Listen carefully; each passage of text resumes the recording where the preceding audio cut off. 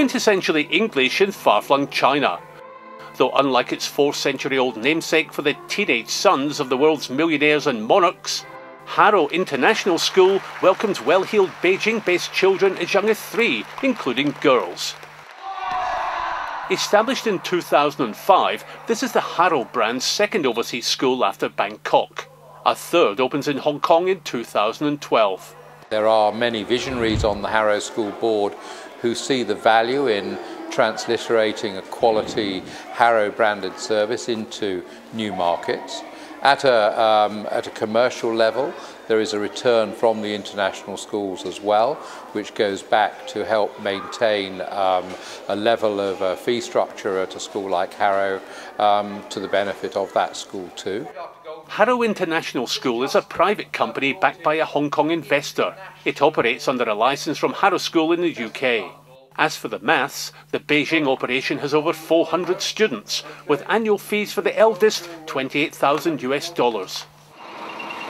In the city of Tianjin, another famous British name, Wellington College, opens its doors in the autumn of 2011, in a campus funded by a local property developer.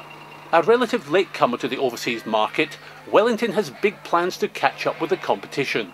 First in China, then India and the Middle East. They believe, firstly, that they have a brand at home, a quality of education in all its many guises, extracurricular, academic, moral, spiritual, and so on, which they can export, so to speak, around the world. Mainland China has over 270 international schools in 43 cities, and in the provinces, many cater to just a couple of dozen students. But for the majority of schools, they can only enrol foreigners, children of expats or returned Chinese with foreign passports. So for well-off mainlanders who seek a less politicised international education and a seamless entry to the world's leading universities, there are two options.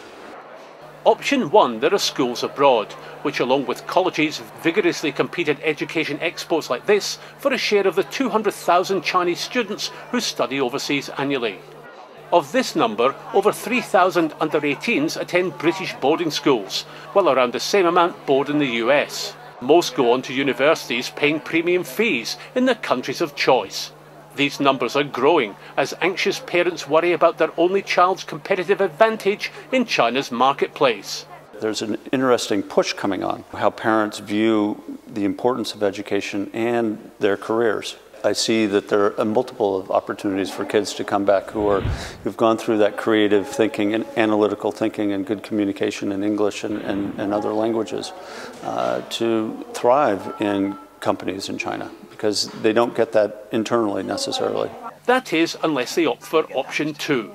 After completing his compulsory Chinese education, 16-year-old Dang Xu-yang was able to enter Harrow International School's sixth form to study for Britain's A-levels, so avoiding college foundation courses and other problems faced by his peers. Most foreign universities don't recognize Chinese secondary school qualifications, and there was also some problem with my English language proficiency at that time. So coming to that school is one of the best ways to solve these problems. Many leading international schools adopt the same strategy. However, another foreign player is focused primarily on domestic students. Old Etonian William van den Bergen's company, British Education, along with a mainland investment partner, is establishing 3 boarding schools for the over-15s that run on a UK curriculum. Like Wellington's Tianjin model, campuses are typically provided by developers who recognise the connection in China between a reputable school and nearby property prices. Here in Qingdao, Britain's Oxford International College oversees the delivery of a quality branded education that can cost up to $18,000 per year. Bankers say the business plan is sound, but executing such a model in China isn't easy. You really want to try and draw on the strengths of what you have, the tradition, the history, the academic excellence, but then you've got to replicate it halfway around the world. And we're talking in an environment that doesn't speak English. That is very, very culturally different. China's cultural differences and the country's growing clout on the world stage isn't lost on head teachers like Francis King of the exclusive Rodin Girls' School.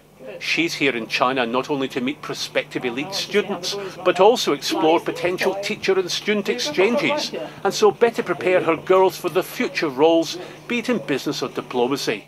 It's about being clever enough to see where the opportunities are going to be in the future. There are certain markets which will remain strong and constant in the West, certain markets in the UK that I can tap into. It's what kind of sharp new outlook you want to bring to your business, which I think appeals to me. Expanding the reach of distinguished brands in mainland China is a long-term strategy. For the hard-pressed British Treasury, these early connections should help maintain the intake of top-dollar students to UK universities, while Sino-British networks should deliver referral business to the schools and advance their students' careers by broadening the old school tie network.